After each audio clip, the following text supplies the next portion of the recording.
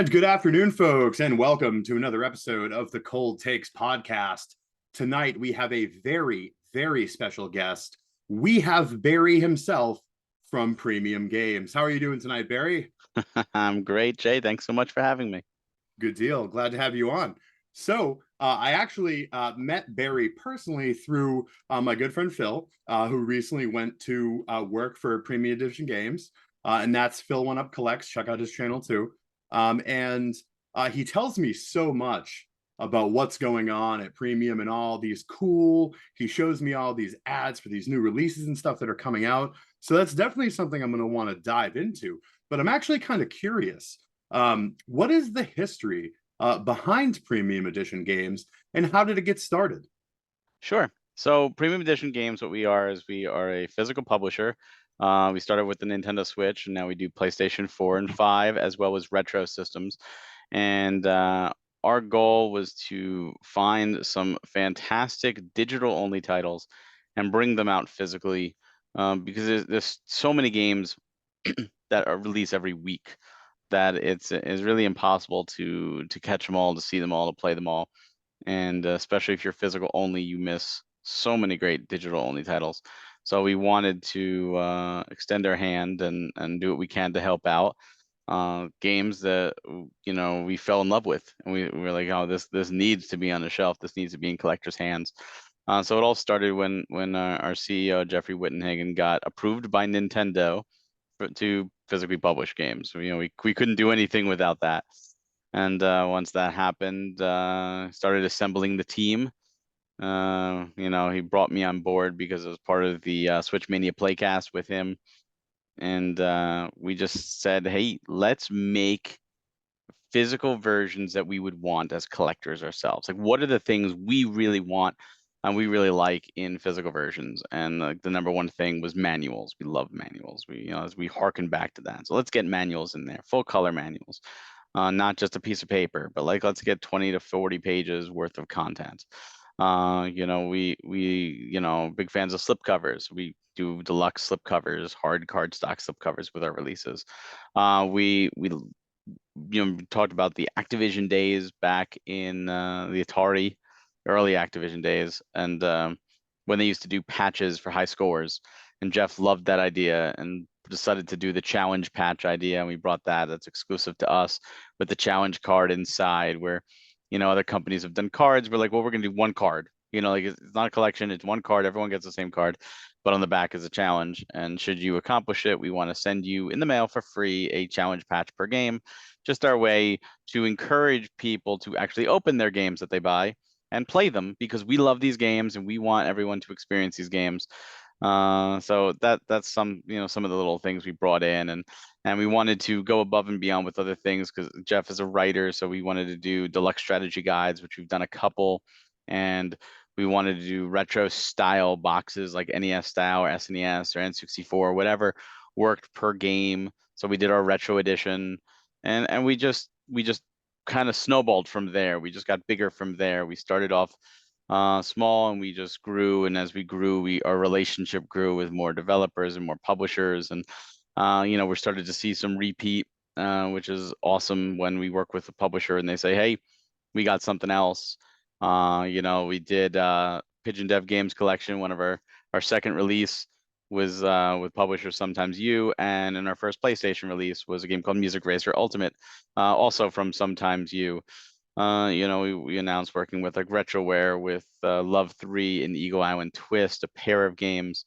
And we just really want to do right by the community, do right for the developers, connect the developers with the gamers, let them really feel the personal stories of these games, by doing things like interviews and having our Discord where we have the developers there and you could ask them questions. And that's really where it started, and it just keeps going. We've got a ton of great games signed that we can't talk about, and we have a ton of great games signed that are in-house, and a ton of great ones that are up for pre-order right now that we absolutely can talk about all of those.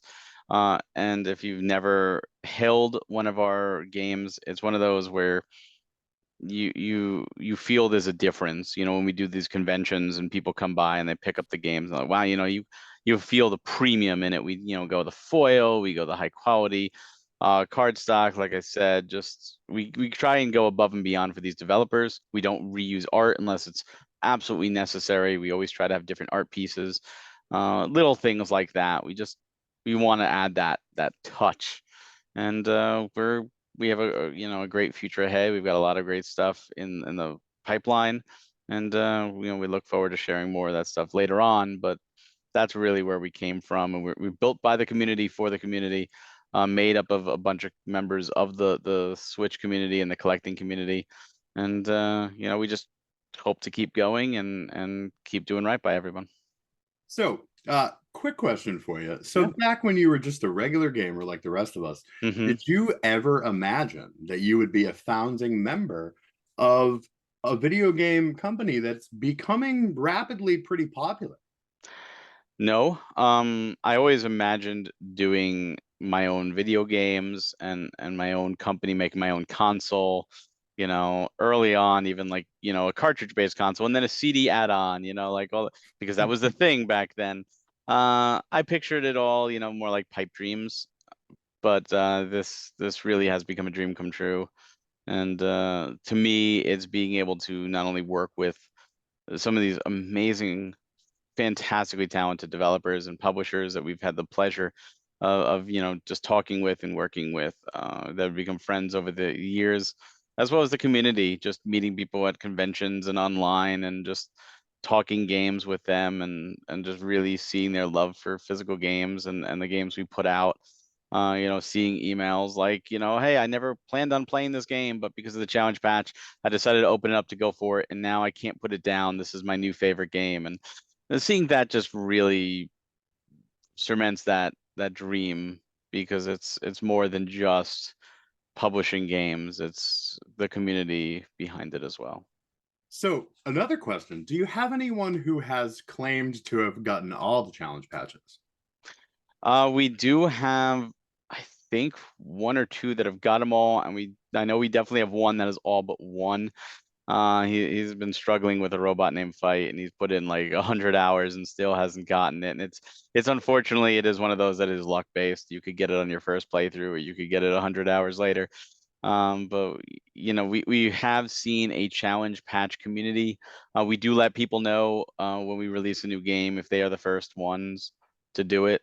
And so we let them know, like, you were the number one, like you did it, you got the first patch. And we do have a spreadsheet as we fill it in, so we know who the first one is for every release. And we don't make it so it's only from our website. And we sell on our website, but the challenge cards come in all copies of the game.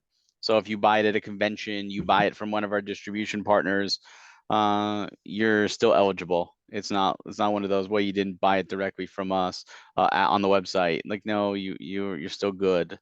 If you got it as a gift from somebody, you don't have a receipt, like, it's okay. We really want to foster that community, so we try our best. Sounds like a very neat program. So I did have a question because I've never really been keen on kind of like limited run type of companies, right? And I definitely have appreciated what I've learned about yours so far. But how do your pre-orders work? Are they open pre-orders? Are they limited by a certain number? How does that work? So yeah, it's a great question. So we go with an open pre-order system. Our retro editions are limited. They're generous, but they are limited. And once we make the first order, we're pretty much not making more. I don't want to say 100% because there's always going to be that exception to the rule down the road.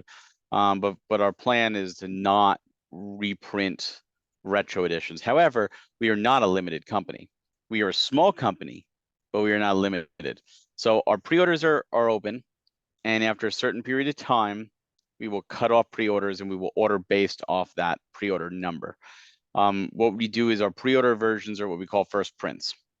First prints will have an exclusive slipcover, and after that, we will reprint more. And what we'll try to do is we'll try and do something different with the slipcover. Either it won't be foil, or it'll be a new artwork or something like that to differentiate it, or a different version entirely to say this is the second print of the game. So those that are collectors, you know, it's like first print of a book, you got the first print, but the cartridge is the same. The game is, you know, we do our very best to make sure the games are complete on card or disc in PlayStation's case. And we really want to do something to honor those that support us right from the get-go with the pre-orders. The stuff like Robot Named Fight we put out and it sold out entirely. We completely sold out of Robot Named Fight. So we did a reorder, and when we brought that back, we did a limited print, a 1,000 print, which is the print order, and we did the Steelbook edition. So I think there's a few copies left on the site.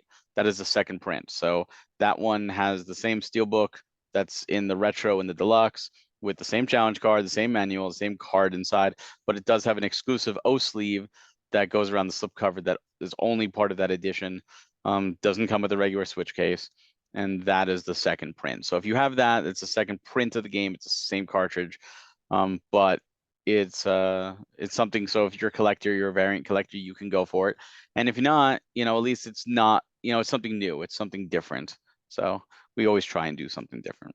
It seems like a great system to allow collectors to have a chance of getting something limited, but still have the opportunity to get the game in its basic release. So that's definitely much appreciated, because I'm sure you've had experience with companies like Limited where they have 3 versions of the game. This one has 100, this one has 50, this one has like 10, and that's it. We're never releasing it again, and they will be gouged on eBay and Mercari for exorbitant amounts of money. Well, when we do sign contracts with developers, we specifically sign with them for a set amount of time for exclusivity, so that we can reprint. And you know, after that time period, it's up to them if they want to keep going with us, and they don't have to. But we try and foster relationships. So as long as they're, you know, copies are moving, we're more than happy to keep reordering copies. If copies slow down and the interest wanes, we will stop printing them. And at that point, there has to be justifiable interest to do another print. But we, you know, because it's open pre-order, if 10,000 copies sell in the pre-order, we will absolutely print more than 10,000 copies, because we will make sure not only is there enough to handle all pre-orders, there's enough to handle damages, because we understand things like that do happen, but was also some that we will be able to put up on our site as a second chance sale. That sounds great. So the other day I was talking to Phil, Mhm. and I was asking him a question, and he wasn't sure where to find the info or whether he could share it, so he did not. But I'm curious if you know. So what is your all-time best-selling game at Premium? Um, that's hard to say, because we have had success with every one of our releases. And I think one of the things we've noticed is when we launched as a company, no one knew who we were. And now, a couple years in, people do know who we are, so our audience is larger. At the same time, the entire industry, first off, the economy is different. We launched our company in 2020. So of all years to launch a company, we launched in 2020, and of course 2020 was a rough year for everybody. Yeah. And the, you know, the economy now, with inflation, is very different in 2023 as it was in 2020. On top of that, the market saturation. So we've seen different fluxes of numbers. So it's really hard to say. What I can tell you is this: we've done multiple games, have had a new print or a new printer on the way. Like I mentioned, Robot Named Fight sold out, and a new print happened. We've had surprise hits of games like Phoenotopia Awakening, which was a darling and exploded, and the retro edition is gone forever. It's sold out, and the standard, we're sold out, and we're in a reprint right now. You know, other games like Cathedral, Rain Your Parade has blown up since it's come back in stock. Rack and Ruin we can't keep in stock in conventions. You know, and of course with pre-orders we got, you know, big ones like Raji, They Bleed Pixels, Eagle Eye and Twist, and Love 3, which are off the site now, and people every day asking, hey, I missed it, can I still get them? And we will have a second chance. Those are in the production stage right now. And of course, titles we have out right now, which we'll talk about in a little bit, like Wife Quest and Super Dungeon Maker. But it's really tough to say because of all those factors. Good deal. All right, so we have heard from Barry, the company man. Now I want to hear from Barry, the veteran gamer. So I'm guessing you're around my age, or maybe a little younger, but I imagine you have some pretty similar like memories and stuff that I might have. So where did your gaming adventure start? What are your first memories of gaming? And kind of briefly take me through your history with games. My first memories, I literally started pretty much day one.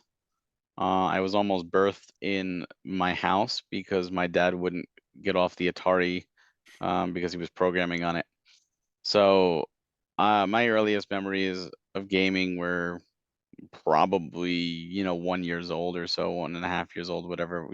Definitely watching my dad play, but playing at the Atari 8-bit, the 400, the 800, and the Commodore 128 and 64. Playing, not only cartridge based but floppy disk. That's 5.25-inch floppy disk games. Not only classics like Centipede, Pac-Man, Asteroid, Space Invaders, to great games like Star Raiders, Miner 2049, or of course Donkey Kong, Mario Brothers, and other games that most people probably haven't heard of, like Thing on a Spring and Ranch and Agent USA, and there was a lot of crazy great games in that era, and it was almost like a Wild West. Leading up to the video game crash of '83, and even during that crash. But I loved it. I was fascinated. My uncle had a video game store or a software store because it was, computer was the big thing. Consoles were not as lucrative. And then of course the Nintendo came out, and I saw it at a friend's house, and I fell in love seeing Super Mario Brothers versus what I had, like Mario Brothers at home, which was, the original Mario Brothers, and Donkey Kong on Atari 8-bit. And I fell in love.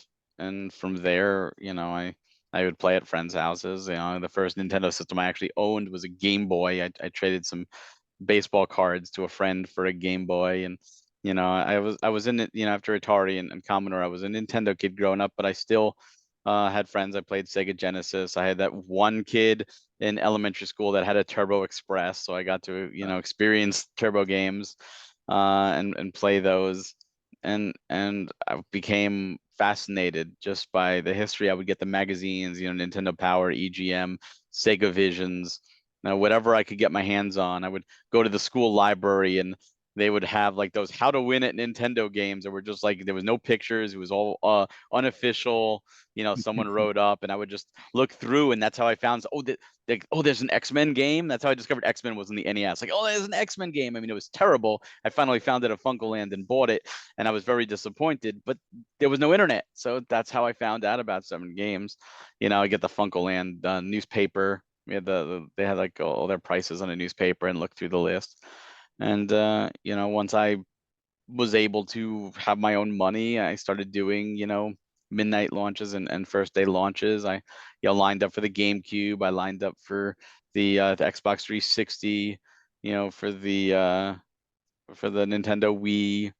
And then, after that, it started just being pre-orders, and it just showed up the next day on Amazon, or the launch day on Amazon. It wasn't as exciting as it was, or it used to be, but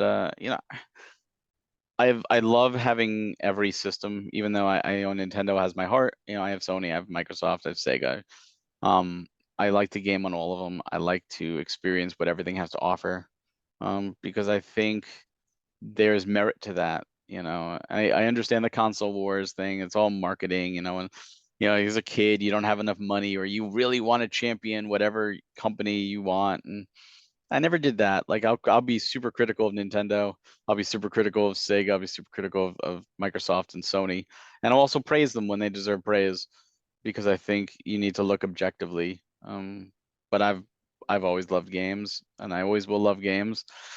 At least I say that, and 40 years down the road, I'll be like, I hate games now. No, but it's been in my DNA since literally birth. So when my uncle passed, who had the software store due to cancer, 96, I think it was. It's kind of been like every game I've played since then. The N64. One of the last things he did was hook up the N64 for me that I rented from Blockbuster. And he really wanted to see the Virtual Boy, but he never got around to coming to check it out. But like ever since then, it's like I play and it's like he's there alongside of me. So it's really cool to have that connection. And you know, it would have been great if he was still around, but just fascinating with where games have gone and where they're going. Yeah, it's incredible how much nostalgia and games can relate to like our family memories and family members. You know, my parents growing up, they knew nothing about games. They didn't play at all, but they always made sure I had them and made sure that I had things to entertain me. And yeah, they made me earn them, but you know, I've made a couple nostalgia videos and how video games are attached to images of like my dad, you know, cooking dinner for everyone, or my parents sometimes watching me play games, but of course, outright refusing to play along with me. So it is good to kind of remember the folks that are gone through our gaming. It definitely is something that's interesting. I'll tell If you you, one if thing. you, I was gonna say, if you ask me like, when did this happen? When did this happen? I actually relate past events to what game systems were out at that time. Like that's how ingrained into my life it was. Oh, that's you know what, the N64 was that. Yeah, okay, that was 98, 99-ish. Yeah, PlayStation, N64, Saturn. Yeah. Okay, that we were playing that at that time. I have totally thought that way myself. I'm like, hey, that event happened during the PlayStation years. Yeah. One of the things that you did bring up that I definitely miss is going into retail stores like Ames and Bradley's Oh yeah, and badly. seeing their game selections. Hmm. And because there was no internet and you could only see if you got the latest Genesis magazine or, you know, whatever Game Pro or Nintendo Power that was around, but you could go into a store and be completely caught off guard and taken by surprise by some new game or some game that you had no idea about. And did that sometimes result in us bringing home a terrible dud and you're very sad and begging your parents to take it back? Absolutely. But I think that that's something that unfortunately younger gamers or people that got into it much later haven't been able to experience. So I definitely look back fondly on that kind of like wonderment of going into a retail establishment and kind of being caught off guard by what you find.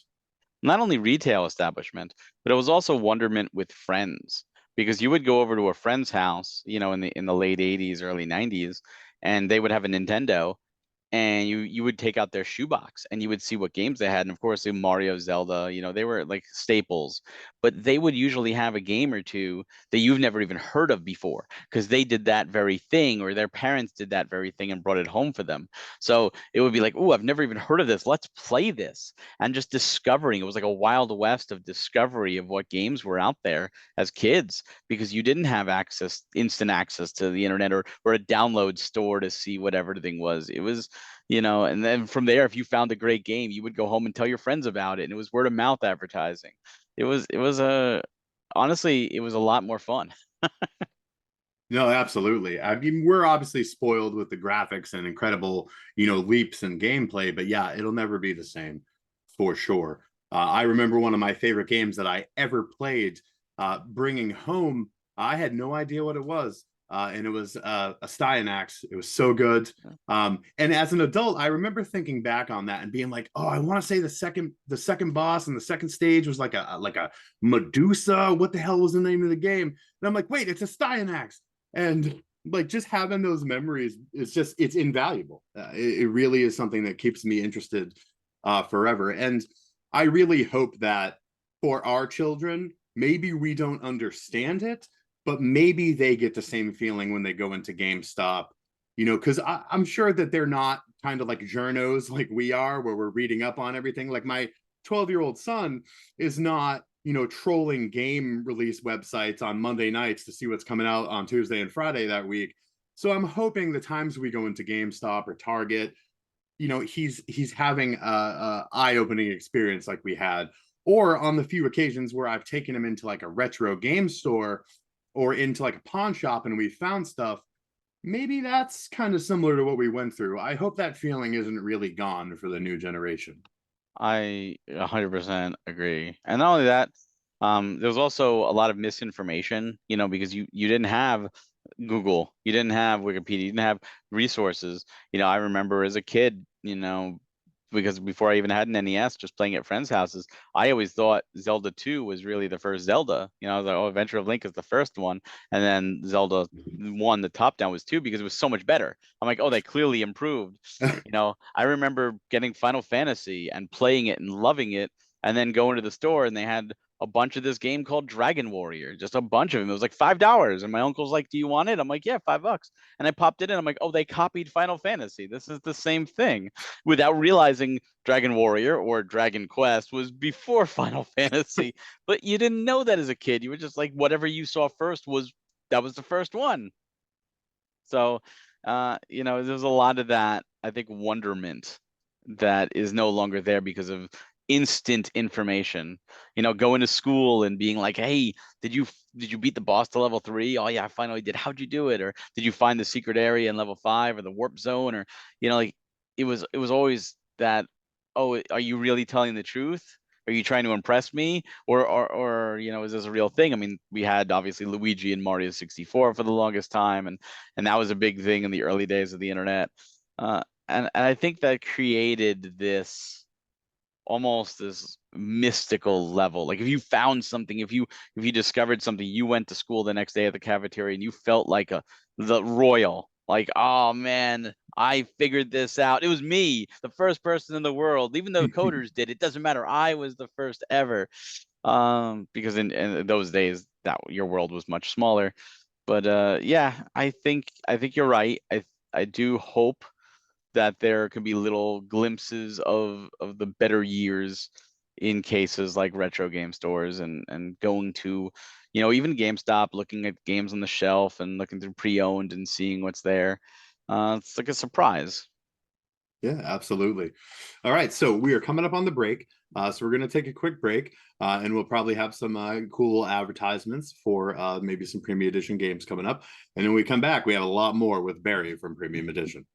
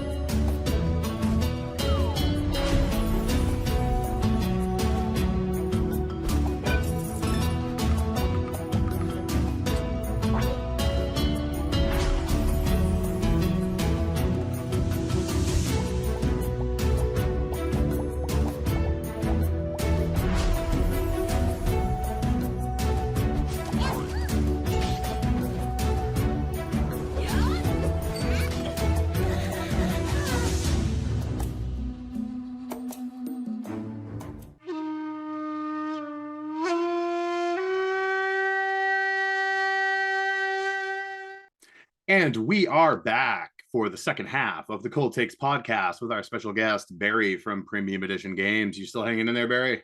Absolutely. All right. So, to start off the second half of the podcast, I kind of wanted to have you highlight some of your new releases that you have coming up or some of the recent ones. So, what do you got on tap here? So we just announced our 6th series of titles, and our 6th series has 2 games for the Switch. It has Super Dungeon Maker, which is available right now for pre-order. This is a pretty much the Legend of Zelda Maker that we always wanted ever since Mario Maker came out, and Nintendo still never gave it to us. So this allows you to create your own top-down Zelda-style dungeons. You can go as elaborate or as simple as you want. It is up to 7 floors. You can make them quite expansive. You get to draw the shape of the room, so it's not just like squares. You get to do traps and triggers and a whole bunch of stuff. And then, of course, you can play other people's dungeons and share your own. Just a truly phenomenal game if you're a Zelda fan. We fell in love with it, and we're so happy to be bringing this out physically. And then the second game we have is a game called Wife Quest. This is a action platformer with RPG elements. This is a comedic adventure where you play the titular wife, Mia, whose husband, Fernando, has been stolen by demon women who want him for themselves. And you have to go on a quest to get your loving husband back. And she is very much enraged at the fact that her husband has been kidnapped naturally, and you could do outstandingly hilarious finishing moves to every enemy. Just truly lets you get your frustration out. The levels are well crafted. There's a lot of hidden secrets. When you beat a level, it gives you like the percentages, so you can go back after you have some powers.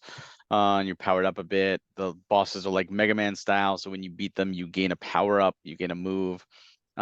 Just a lot of fun, a lot of depth. You get permanent upgrades, and there's a shop to buy stuff, so you use your money wisely. And uh, it's this is a game that I played it for review, and after beating the first or the second level, I called up East Asia Soft, and I was like, yeah, we really want to do this game. Like, is this Right. available? So we're happy to be bringing that out for the Switch. And then we also announced an NES game called Bobby 6-7. And Bobby 6-7 is a platformer that you are a time traveling detective trying to chase down a half man, half fish through time from changing all the traffic lights to green.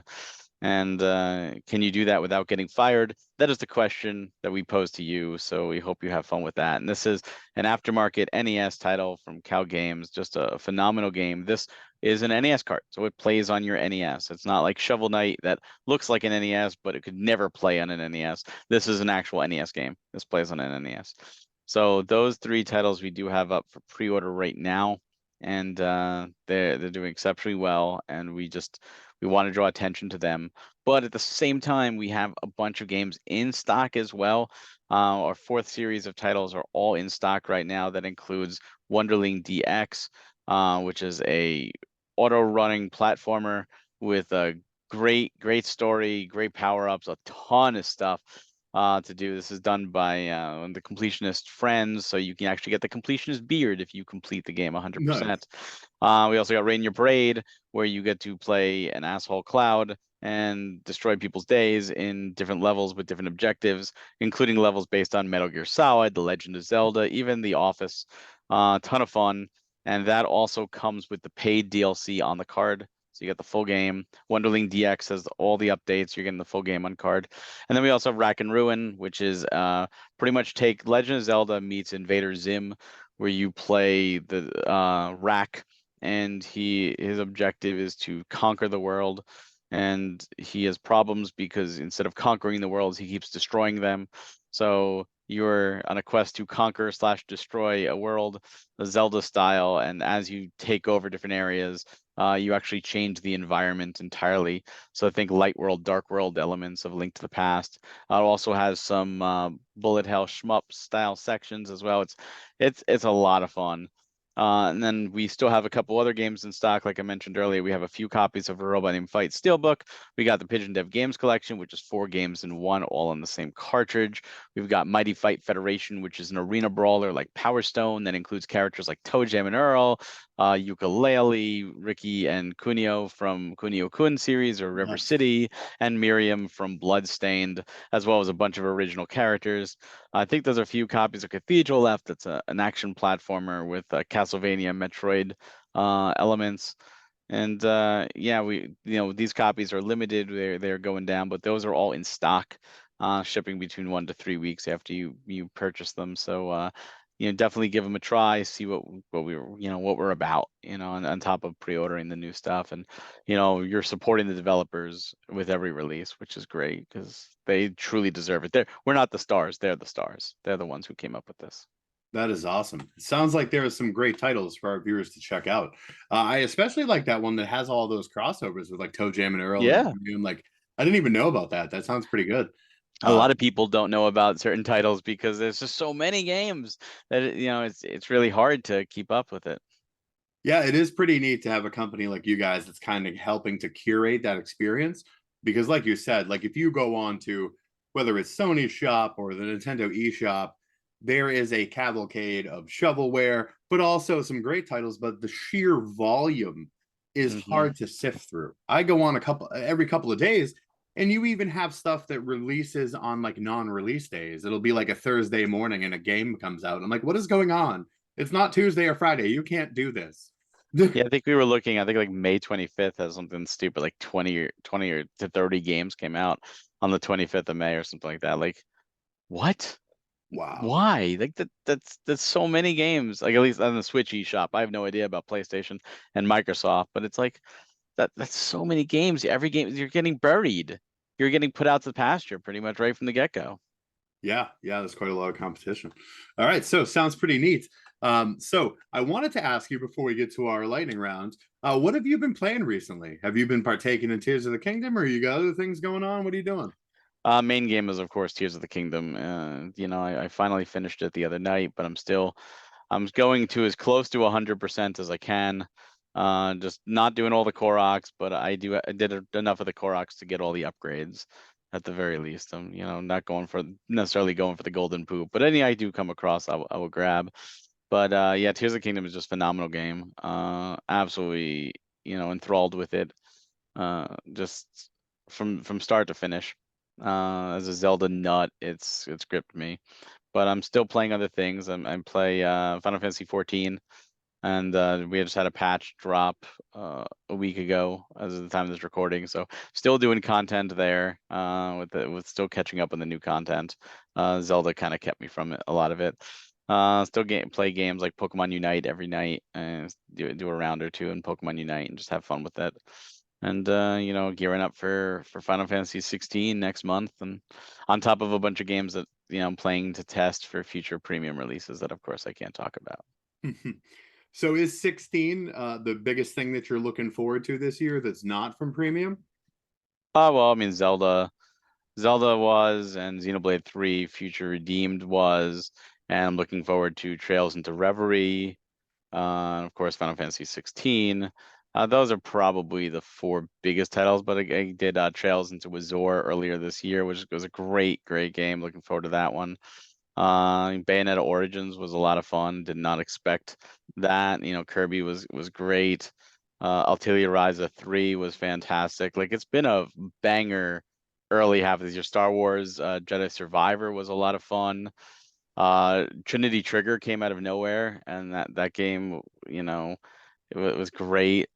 We just reviewed Shadows Over Loathing, which I loved West of Loathing, so naturally I loved Shadows as well. A phenomenal RPG. So like this year, the first half of this year has been, as far as I'm concerned, absolutely stellar. Just stellar. Good deal. All right, it's time for the lightning round. So I have a list of about 20 questions. Just want some nice brief answers, kind of what comes off the top of your head. Sure. So we're going to start with a special one for you because I know you're a huge collector. How many Switch games does Barry own? Well, my catalog actually counts variants. So if I have like two different variant covers, I do put the game in there twice. If I have like a game and then like a steelbook that came separately, it only counts as one entry. But it's not actually up to date because I haven't cataloged the latest releases. But according to the last catalog, I have 2,283. Wow, that is impressive. You might be the king of Switch collectors. Have you ever met anyone that has more than that or equal to that? I've met a few that have come equal. I'm going for the full US set plus full English language set for those that didn't come out in, America. But at the same time, I'm not like I am doing cover variants, but I'm also kind of slimming back in cover variants, and I'm not doing like collector's edition and standards. I've been pretty much gutting my collector's editions and just taking out the goodies and stuff just because I have no room. Like collections take up a lot of room. So but I love the system, and it's just a blast to play on. That is impressive. All right, so we'll get to the regular list of questions. All right, so number one, who is your favorite Fire Emblem character of all time? Oh God, I mean I'm probably going to have to take Lucina. I just really like her plight and awakening, and the whole story between her and Crom, and her as masking as Marth. Awesome, awesome. Who is your favorite Xenoblade character of all time?